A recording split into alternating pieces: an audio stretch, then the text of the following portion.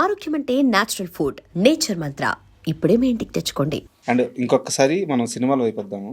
Madam, Sandeep Reddy Vanga మీకు ఫ్రెండా? ఎలా మేడం, ఎక్కడ ఫ్రెండ్? మేము ఇది చేసాము, ఏంటది మర్చిపోయాను, ఏంటి తన ముందు ఒకటి అసోసియేట్ డైరెక్టర్ చేశారనమాట. ఆ సినిమా నేను చేశాను. ఓకే, తెలుసు. అక్కడ పరిచయమా? అక్కడ పరిచయం.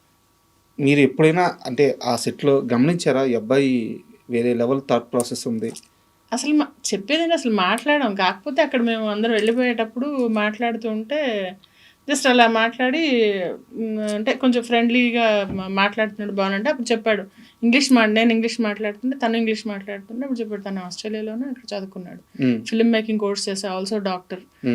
డాక్టర్ ఏంటి, మీరు డాక్టర్ అయ్యండి ఫిల్మ్ మేకింగ్ చేస్తారంటే, ఏ మీరు ఇంగ్లీష్ మాట్లాడుతున్నారు, మీరు యాక్టింగ్ చేయట్లా అప్పుడే అలా అలా ఆ టైప్లో అలా ఉంటే ఏదో అని అలా జస్ట్ కొంచెం మాట్లాడడం. But he was a good friend.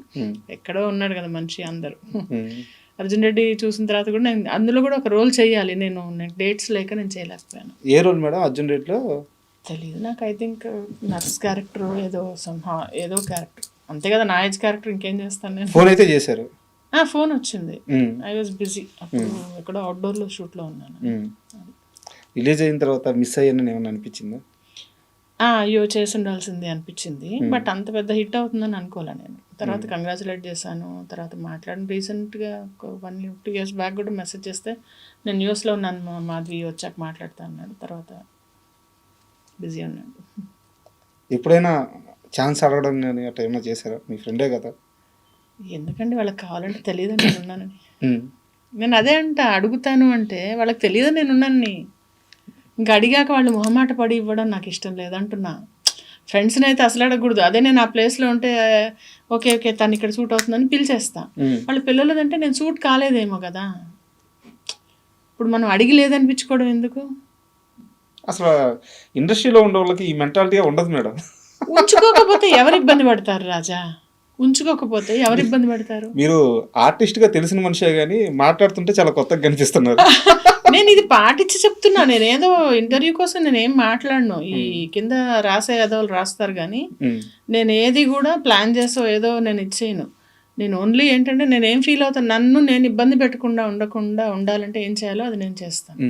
ఇలా ఆలోచించలేదనుకో, చూసావా ఎప్పటి ఫ్రెండ్ ఒక్కసారి గుర్తులారుదా, నేను అసలు ఇంతమందికి ఇచ్చాడు, డబ్బులు పోతాయనా, తనే ఇన్ని అనుకోవచ్చు నేను. ఆర్ నేను సూట్ అయ్యే రోల్ లేనట్టుంది అనుకుంటే అయిపోలే, ఇద్దరం హ్యాపీ కదా. నెక్స్ట్ ఇంకోసారి పిలుస్తాడు ఇలా అన్నాను అనుకో ఫోన్ చేసి, నేను గుర్తులేనా, మర్చిపోయి అంతేలే కళ్ళనెత్తికి ఎక్కా అన్నాను అనుకో, వచ్చే నెక్స్ట్ కాల్ చేసేది కూడా మానేస్తాడు కదా. హెల్తీ రిలేషన్ ఉండాలి, ఉన్నా లేకపోయినా హెల్తీ ఆలోచన ఉండాలి. రిలేషన్షిప్ అనేది అది కూడా అగైన్ ఇట్స్ డిఫరెంట్. మళ్ళీ వాళ్ళు ఉండాలి, అది ఎక్స్పెక్టేషన్. ఎందుకు ఎక్స్పెక్టేషన్స్? మన థాట్ బాగుంటే చాలు. ఇంటర్వ్యూ మధ్యలో మనం మాట్లాడతా ఇక్కడ ఉన్న కొన్ని విషయాలకు మాత్రం నేను సర్దుకోలేకపోతున్నాను. వాటి మీద చిన్న కంప్లైంట్స్ కాదు, ఏదో ఓడి వాడేది మీరు. ఇండస్ట్రీలో ఉన్న చిన్న డిసప్పాయింట్లో ఉన్నానని చెప్పారు. ఏ అంశాలు కనుక్కోవచ్చు? ఎలా అంటే ఇప్పుడు సీరియల్ ఇండస్ట్రీలో కొన్ని వీక్స్ తీసుకుంటారు, ఒక 2 weeks వర్క్ చేస్తారు, 2 weeks పోస్ట్ ప్రొడక్షన్ ఉంటుంది, 2 weeks షూటింగ్ అవుతుంది. 2 weeks అంటే ఎన్ని డేస్? 14 రోజులు. 14 రోజుల్లో మాకు 4 రోజులు వర్క్ వస్తుంది. ఓకే, 10 రోజులు ఏం చేయాలి మేము? అది నెంబర్ 1 క్వశ్చన్. పోనీ ఈ 10 రోజులు ఖాళీ ఉన్నాం వేరే చేద్దామంటే డేట్స్ ముందు తెలియదు. డేట్స్ తెలిసినా సడన్గా ఒకసారి షూటింగ్ క్యాన్సిల్ అవుతుంది అంటే ఆ రోజు మైనస్. నాకు ఆ రోజు ఏ డబ్బులు రావాలో అవి మైనస్ బొక్క. సో అదొకటి. అండ్ ఇంకా ఈ కాన్స్టెంట్ అంటే ఈ ట్రాన్స్పోర్ట్ టైమింగ్స్, పొద్దున్నే లేవటం, నిద్ర లేకపోవటం, దానివల్ల మొహం పాడైపోవటం, ఫిట్నెస్ ఎక్సర్సైజ్ చేద్దామని ఒక రెజిమ్ పెట్టుకోగానే మళ్ళీ షూటింగ్లు రావటం, ఇలాంటి ఇర్రెగ్యులారిటీస్ అనేవి కొంచెం డిసప్పాయింటింగ్గా ఉంటుంది. అంటే నాకు ఒకలాగా అలవాటు, ఒక పద్ధతిగా అలా అలవాటు అందరికీ. నాకంటే నా మాట చెప్తున్నాను, అబ్బాయి ఏం వచ్చింది పద్ధతి చెప్పడానికి అనుకుంటే నేను చేయలేను. కానీ నా గురించే నేను చెప్తా కానీ మీ గురించి నేను చెప్పలేను కదా. సో ఇవి ఒకటి. అండ్ ఇంకా ఏంటంటే ప్రిఫరెన్సెస్, కొంతమందికి ఎక్కువ ప్రిఫరెన్స్ ఇస్తారు, కొంతమందికి తక్కువ ప్రిఫరెన్స్ ఇస్తారు. మనం ఎంత సర్లే పోన్లే అన్న ఎక్కడో చిరాకు వస్తుంది. అంటే పేషెన్స్ అనేది పీక్లో టెస్ట్ అవుతుంది అనమాట. అది అలాంటివి. అండ్ ఇంకా రెమ్యునరేషన్ పెరగకపోవటం, ఎన్నేళ్ల నుంచి చేస్తున్న కొంచెం అడగంగానే జస్ట్ ఒక 500 రూపీస్ కోసం వేరే వాళ్ళని పెట్టేసుకోవడం. 500 రూపాయల దగ్గర ఒకసారి ఒక ప్రాజెక్ట్ పోయింది నాకు, 500 రూపీస్ దగ్గర. ఏంది మేడం? డిసప్పాయింట్మెంట్స్ లేకుండా లైఫ్ ఉండదు.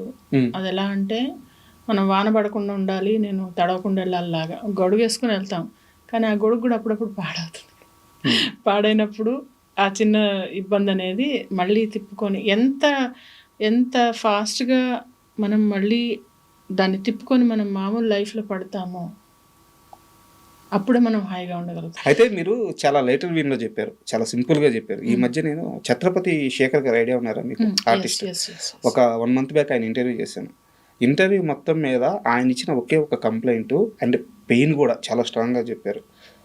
ఒక సీరియల్ 2 సీరియల్ చేస్తున్నారు, కళ్ళు ఎడకెక్కుతున్నాయి. నేను ఓపెన్గానే మాట్లాడుతున్నాను. అవునవును, కళ్ళు ఎడకెక్కుతున్నాయి. అది కూడా ఇంకొకళ్ళని కామెంట్ చేయనండి నేను. అవునవును, అంటే అక్కడ చూసారా మీరు? ఆ బిట్ నాకు ప్రభాకర్ గారు పంపించారు. నాకు మాట్లాడుకుంటూ ఉంటారు, అంత సెట్లో డిస్టర్బెన్స్ చేస్తూ ఉంటారు అని చెప్పి.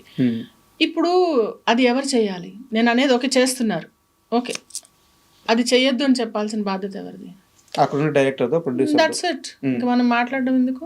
బట్ వాళ్ళు కూడా హ్యాండిల్ చేయలేకపోతున్నారు అంట కదా. అలాంటప్పుడు తీసి పడేసేయండి. ఇప్పుడు నాకు కంప్లైంట్ చేయొద్దు, నీ కంప్లైంట్ ఉందా తీసి పడేసాయి. ఇప్పుడు కాల్లో ముళ్ళు పెట్టుకుంటా, నాకు గుచ్చుకోవద్దంటే ఎట్లా? ఆ ముళ్ళు గుచ్చుకునే ముళ్ళు తీసేయి, లేదా ముళ్ళు లేకుండా ఉన్న చోట నడుపు. నాకు డౌట్ మేడం, ఇప్పుడు మీరున్నారు, ప్రభాకర్ గారు ఉన్నారు, ఛత్రపతి శేఖర్ గారు ఉన్నారు, మీరు ఇన్ని 100 సినిమాలు చేశారు, ఇన్ని వేల ఎపిసోడ్లు చేస్తుంటారు, ఇన్ని 100 ఎపిసోడ్లు చేస్తుంటారు. ఏ రోజు కూడా సెట్కి వెళ్తే మీకు క్రమశిక్షణ ఉంటుంది, ఆ పని ఏం చేయాలో దాని మీద ఫోకస్. అది మాత్రం తగ్గిందండి, నేను కూడా చెప్తా. ఆ క్రమశిక్షణ కానీ ఆ రెస్పెక్ట్ అవతల వాళ్ళంటే, మనం ఇప్పుడు నేను మీకు రెస్పెక్ట్ ఇవ్వాలి అని మీరు అడగక్కర్లే, అది ఇన్నేట్గా నాకు ఉంటుంది. అది లేకుండా ఉండడం దౌర్భాగ్యం అంట నేను. వచ్చిన బ్యాక్గ్రౌండ్స్ ఎవరు చెప్పకుండా అయితే వాళ్ళ ఇన్ఫీరియారిటీ, అంటే ఇంత పెద్ద సీనియర్ రాగానే, లేకపోతే నేననే అంటలే, వేరే ఎవరైనా వాళ్ళ ముందు మనం ఎక్కడ చిన్నగా అవుతామో అని చెప్పి అలా ఉండడం వల్ల వాళ్ళు వేసుకునే ముసుగు అది. మీకు అర్థమవుతుందా? ఇన్ఫీరియారిటీ కాంప్లెక్స్ కప్పిపుచ్చుకోవడానికి వచ్చే సుపీరియారిటీ కాంప్లెక్స్. చాలా దారుణంగా ఉన్నాయంట పరిస్థితి సీరియల్ ఇండస్ట్రీలో మాత్రం. ఉన్నాయి, కానీ ఇంకా మనం రాజ్యాంగం రాయలేమండి. సర్దుకొని పోవద్దు. నాకు ప్రాబ్లం అయితే నేను చెప్తున్నా కదా, అలా ప్రతి ఒక్కళ్ళు చెప్పగలగాలంటున్నా. నీ ప్రాబ్లం నువ్వు చూసుకోవాలి, నీ ప్రాబ్లం అలా చెప్పిన రోజున సెట్ అవుతుంది. ఇప్పుడు మీరు అడిగారు కాబట్టి చెప్తున్నా ఇది. ఇప్పుడు సెట్లో యంగ్స్టర్స్కి ఒక ఫీలింగ్ ఏంటంటే, మేము యంగ్ అంటే ఏజ్ గురించి బాగా, అంటే ఏంటి ఆ ఏజ్ గురించి బాగా వాళ్ళకి నలుగుతూ ఉంటుంది అనమాట అందరికి.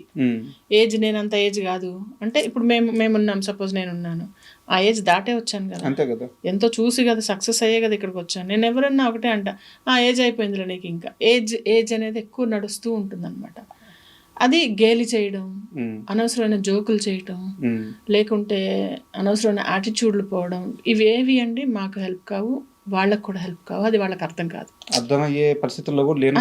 ఎవరైనా అసోసియేట్ డైరెక్టర్ కావచ్చు, నేను ఎవరన్నా మాట్లాడుతున్నా, మొత్తం అసిస్టెంట్ అనే ఎవరన్నా కానీ మన బిహేవియరే మనకి వర్క్ తెచ్చిపెడుతుంది. ఈ రోజు తర్వాత నువ్వు సరిగ్గా లేకపోతే ఇంకొక చూడడానికి బర్త్డే ఉందని ఇంకో సీరియల్ ఉండదు నీకు. అంతే. అంటే దానివల్ల నాకేం ఎఫెక్ట్ కాదు, ఎవరికి ఎఫెక్ట్ కాదు. కొంతమంది ఏంటి ఇరిటేట్ అయ్యి అనేస్తారు, కానీ నేను I will just simply remove, అక్కడి నుంచి పక్కకి వెళ్ళిపోతా. నాకేదో నా పని చేసుకొని నేను పక్కకు వచ్చేస్తా. కానీ అందరు అలా ఉండరు కదా. సో మనము ఒక డెకోరం మెయింటైన్ చేయాలి, ఒక డిసిప్లిన్, ఒక డెకోరం. అంటే ఒక ఆఫీస్ ఉంది, వాళ్ళు పని చేసుకుంటూ ఉంటారు, అంతేగాని ఓకే లంచ్ టైంలో నువ్వు ఏదైనా జోకులు వేసుకోవడం అది వేరు, సెట్లో వచ్చి అలా చేయడం ఇలా చేయడం అనేది దీన్ని కట్ చేయాలి. దీన్ని ఒక చెక్ పెట్టాలి అంటే వాళ్ళకి ముందే తీసుకునేటప్పుడు ఇలా ఉండాలండి, ఇలా చేస్తున్నప్పుడు అప్పుడు చెక్ పెట్టాలి. కొంతమంది కొన్ని చోట్ల సెట్స్లో అసలు ఏమి పిన్ డ్రాప్ సైలెన్స్ ఉంటుంది, అది అలా మేనేజ్ చేయాలంటున్నా నేను. అప్పట్లో కాట్రగడ్డ మురారి అని చెప్పి ఒక ప్రొడ్యూసర్ ఉండేవారు. ఆయన సెట్ అలాగే ఉండేవారు. ఇది మా సత్యభామ సెట్ కూడా అలాగే ఉండేది. అంటే ఇప్పుడు ఈవెన్ ఉంటుంది, కాకపోతే ఏంటంటే ఆ షార్ట్లో లేకుండా ఉన్నప్పుడు చెప్పే ఆ రెసెప్టివ్నెస్ అనేది పెంచుకుంటే మనకే కదా. అంతే కదా. ఇప్పుడు నువ్వు ఇంప్రూవ్ అవుతావు, నువ్వు వర్స్ అవుతూ పోతావా, ఇంప్రూవ్ అవ్వాలి కదా. సో అది వాళ్ళకి ఎవరికి వాళ్ళకి తెచ్చుకుంటే బెటర్. యాక్చువల్గా మీరు ఇంటర్వ్యూకి వచ్చే ముందు నేను ఒక్క సినిమాలో కూడా మీరు ఆ క్యారెక్టర్ చేశారని ఒక్క క్వశ్చన్ కూడా అడగకూడదని ముందే నిర్ణయించుకున్నాను. ఎందుకంటే మీరు చేశారు, మేము చూస్తున్నాం, ఇంటర్వ్యూలో మళ్ళీ అది రిపీట్ ఎందుకని చెప్పి. బట్ ఒక్క సినిమా గురించి మాత్రం అడగ తప్పట్లేదు. మీరు మహానాయకుడు అని చెప్పేసి ఒక సినిమా చేశారు. అంటే గాజులు కొట్టి రెండు చేశాను. కథానాయకుడు చేశాను, ఇంకోటి లక్ష్మీ ఎన్టీఆర్ చేశాను. రెండు చేశాను. రెండిట్లో అదే రోల్, రెండిట్లో వేరే రోల్. ఇందులో ఒక ఆవిడ ఇలా గాజులు కొట్టి అలా ఏదో సంథింగ్ కూడా ఉంటుంది.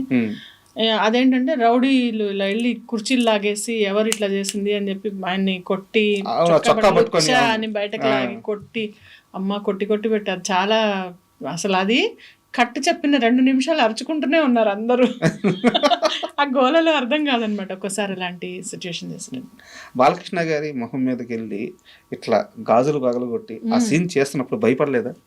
భయపడుతుంటే ఆయన వచ్చి నువ్వు వచ్చి ఉమ్మాయమ్మా బా ఆయన చెప్పారు, ఇది ప్రామిస్, ఇట్లా వచ్చి నువ్వు పర్లేదు, ఎందుకంటే నాన్నగారి మీద అలా చేశారు, అప్పుడు నువ్వు వచ్చి చెయ్యి, ఇలా అలా నువ్వు భయపడుతూ చేస్తే సీను సరిగ్గా రాదు, వచ్చి ఇలా అంటే ఇంకా ఆయన మీద ఇలా వెళ్ళి ఇలా కొట్టి, ఇద్దరు ఉంటాం ఆర్టిస్ట్లో, ఇలా పెట్టి చేసి మాట్లాడి అదంతా. కృషి గారు చాలా బాగా చేశారు అది.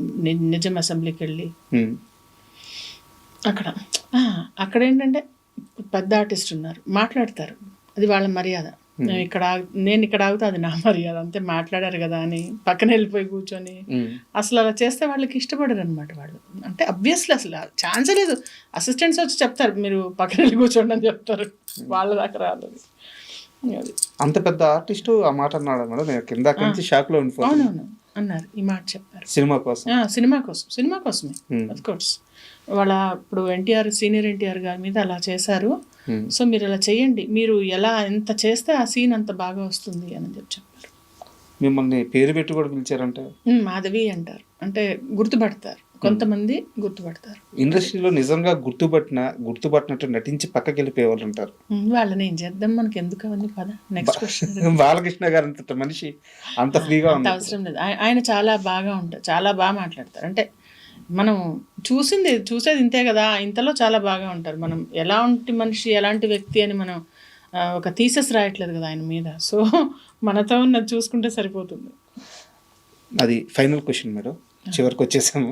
ఓకే, నెక్స్ట్ ఏంటి అంటే సినిమాలు చేస్తున్నారు, సీరియల్స్ చేస్తున్నారు, అండ్ మీ హెల్త్ ముఖ్యం, ఫ్యామిలీ ముఖ్యం. ఎస్. మీ మైండ్ సెట్ ఇప్పుడు ఎలా ఉంది?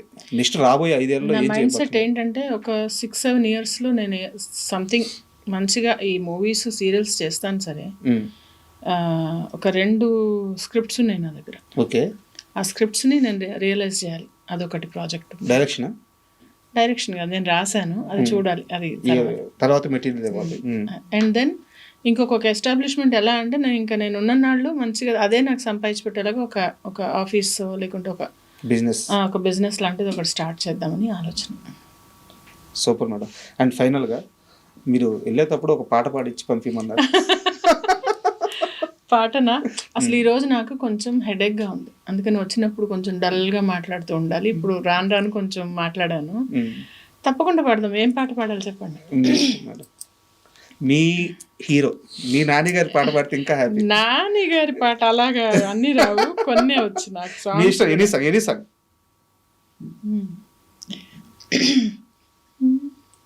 మనసా నువ్వుండే చోటే చెప్పమ్మా, మనసే నీకేదో చెప్పాలందమ్మా, నిన్న మొన్న ఈ వైనం నాలో లేదమ్మా, ఈరోజేదో ఆనందం చంపేస్తోందమ్మా, ఓ సోనా వెన్నెల సోనా నేనంతా నువ్వయ్యానా, నీ రూపు రేఖల్లోనా నేనుండిపోనా, మనసా నువ్వుండే చోటే చెప్పమ్మా, మనసే నీకేదో చెప్పాలందమ్మా, నిన్న మొన్న ఈ వైనం నాలో లేదమ్మా, నీ రోజేదో ఆనందం చంపేస్తోందమ్మా. Super madam. Acting, singing, drawing, motivation classes, ఏదో అలా ఖాళీగా ఉన్నప్పుడల్లా బుర్రలు తినకుండా ఇలాంటివి చేసుకుంటూ ఉంటే సరిపోలే, ఇంకోళ్ళని ఇబ్బంది పెట్టకుండా. Super madam. అంటే చాలా ఇంటర్వ్యూలు చేశాను కానీ నాకు ఏంటంటే ఇది నాకు ఇంటర్వ్యూ కాకుండా మీతో కన్వర్జేషన్ కావాలనుకుని కూర్చున్నాను. సో నా పర్సనల్గా నేను చాలా హ్యాపీ అండ్ ఇంటర్వ్యూకి ఒప్పుకున్నందుకు కూడా చాలా చాలా థ్యాంక్ యూ సో మచ్. ఈ రాబోయే 5 ఏళ్లలో లేదా ఫ్యూచర్లో మీరు ఏవైతే ప్లాన్స్ వేసుకున్నారో వాటన్నిటిలో కూడా మీరు సూపర్ సక్సెస్ అవ్వాలని అండ్ ముఖ్యంగా హెల్తీగా ఫ్యామిలీ పరంగా కానీ అన్ని విధాలుగా హ్యాపీగా ఉండాలని మనస్ఫూర్తిగా కోరుకుంటున్నాను. Thank you so much. Thank you.